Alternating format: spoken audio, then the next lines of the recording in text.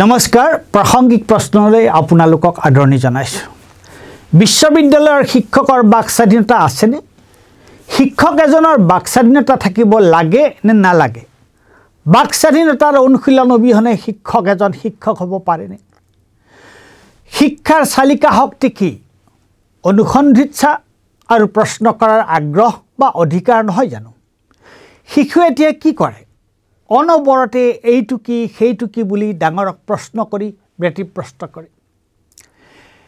তেনেদৰে প্ৰশ্ন কৰাৰ যোগেদি শিশুটিয়ে নিজৰ চৌপাশৰ জগতখনৰ লগত চিনাকি হয়, ভুলে শুদ্ধই তাৰ কিবা এটা অৰ্থ কৰে।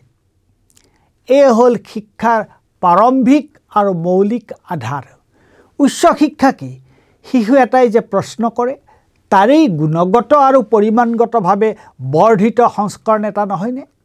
শিক্ষাৰ সক্ৰেটিছীয় পদ্ধতি কি? প্ৰশ্নোত্তৰ পদ্ধতি নহয় জানো?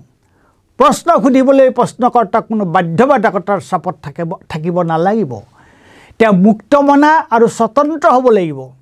এই কথাটোকে যদি আমি সম্প্ৰসাৰিত কৰোঁ, সেইটোৱে হ'ব মুকলি চিন্তাৰ পৰিৱেশ। অৰ্থাৎ মুকলি চিন্তাৰ পৰিৱেশ অবিহনে শিক্ষা অসম্ভৱ। আকৌ আমি কি শিকোঁ আৰু কেনেকৈ শিকোঁ দুয়োটাই সমানে গুৰুত্বপূৰ্ণ। ঠিক ন্যায় জুৰিস্প্ৰুডেন্সৰ প্ৰক্ৰিয়া আৰু উদ্দেশ্যৰ দৰে। বিশেষকৈ শিক্ষা বুলি যেতিয়া আমি কওঁ, পদ্ধতিটোৰ কথাটো মানে ইংৰাজীত যাক মেথডছ অফ এডুকেশ্যন বুলি কোৱা হয়, সেইটোৱে আটাইতকৈ গুৰুত্ব পায়। আমি যি পদ্ধতি বা প্ৰক্ৰিয়াৰ কথাই নকওঁ কিয়, তাৰ কাৰণে কিন্তু মুক্ত চিন্তা অপৰিহাৰ্য। যি আদৰ্শ আৰু মতাদৰ্শ বা তত্ত্বৰ কথাই নকওঁ লাগে, মুক্ত চিন্তা অবিহনে শিক্ষা অসম্ভৱ। এই সন্দৰ্ভত মোৰ এখন কিতাপলৈ মনত পৰিছে। সেই কিতাপখন হৈছে street fighting days, N autobiography of the 60s। এই কিতাপখনৰ লেখক তাৰিক আলী। 60ৰ দশকটো কেৱল ইউৰোপ আৰু আমেৰিকাৰ কাৰণেই নহয়, সমগ্ৰ বিশ্বৰ কাৰণে এক উত্তাল দশক আছিল। এই দশকটোৰ তিনিটা বৈশিষ্ট্য আছিল: কৃষ্ণাংগ আন্দোলন, সাম্যবাদী আন্দোলন আৰু তৃতীয় বিশ্বৰ দেশসমূহৰ নিজৰ স্বাধিকাৰৰ জাগৰণ। অন্য জাগৰণৰ লগতে এই দশকটোৱে ইউৰোপ আৰু আমেৰিকাৰ বিশ্ববিদ্যালয়ৰ চৌহদবোৰত কি প্ৰভাৱ পেলাইছে তাৰে বিশদ বিৱৰণ এই কিতাপখন। সেই দশকটোত ভিয়েটনামৰ যুদ্ধ, চে গুয়েভাৰাৰ বিপ্লৱ আৰু চেকোস্লোভাকিয়াৰ প্ৰাগৰ উত্তেজনাই সমগ্ৰ বিশ্বতে তোলপাল লগাইছিল। ফ্ৰান্সৰ ৰাজধানী পেৰিছত লাখ লাখ ছাত্ৰ ৰাজপথত নামিছিল। প্ৰখ্যাত লেখক দাৰ্শনিক জন পল চাৰ্ট্ৰে বিদ্ৰোহী ছাত্ৰ যুৱকসকলক সম্বোধি বক্তৃতা দিছিল। আমেৰিকাৰ ভিয়েটনাম আক্ৰমণে ভিয়েটনামৰ জনসাধাৰণ আৰু পৰিৱেশৰ কিমান হানি কৰিছিল সেই লৈ বাৰ্ট্ৰাণ্ড ৰাছেল আৰু জন পল চাৰ্টৰ উদ্যোগত ৰাছেল ট্ৰিবিউনেল বুলি এটা ট্ৰিবিউনেল গঠন কৰা হৈছিল। ৰাছেলৰ স্বাস্থ্য পৰি আহিছিল যদিও মনোবল অটুট আছিল।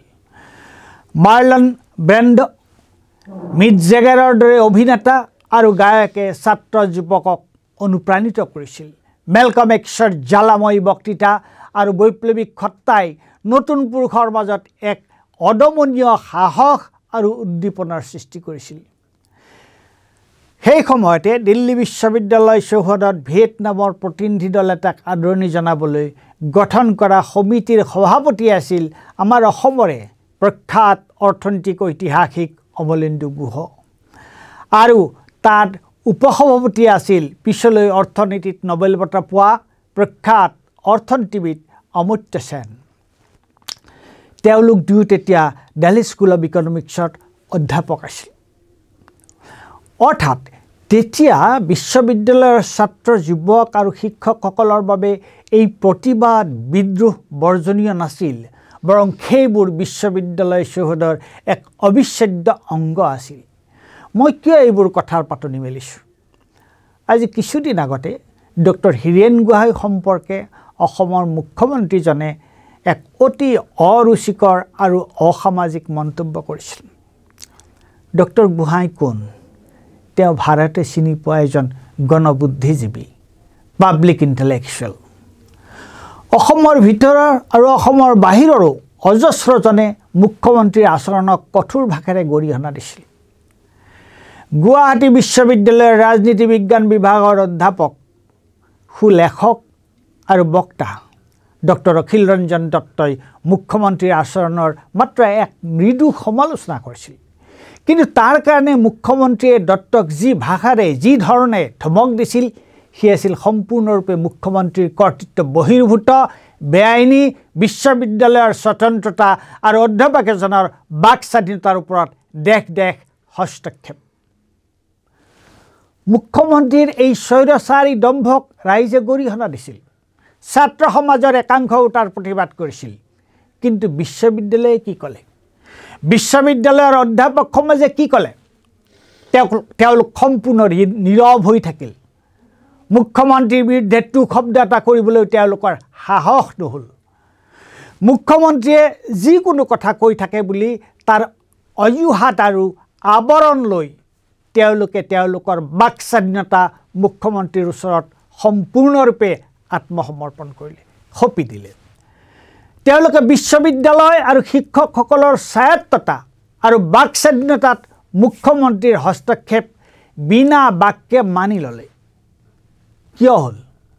অসমৰ মহাবিদ্যালয় আৰু বিশ্ববিদ্যালয়ৰ অধ্যাপকসকলে এই নীৰৱতা আৰু নিশ্চুপতাৰে শিক্ষক হিচাপে তেওঁলোকৰ মৌলিক অধিকাৰ হেৰুৱাই পেলালে।